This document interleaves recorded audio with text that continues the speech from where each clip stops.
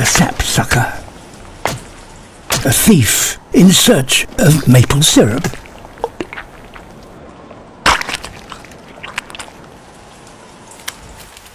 The tree can tolerate hundreds of wounds, but if they completely encircle the trunk, the tree will eventually die.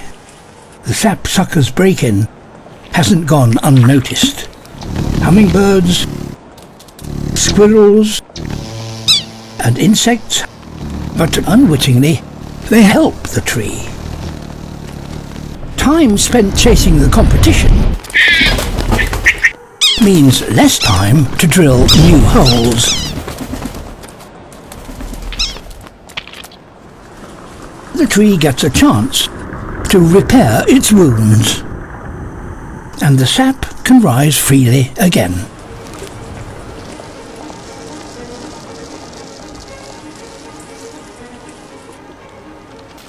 So this year at least, the tree will once more produce its leaves.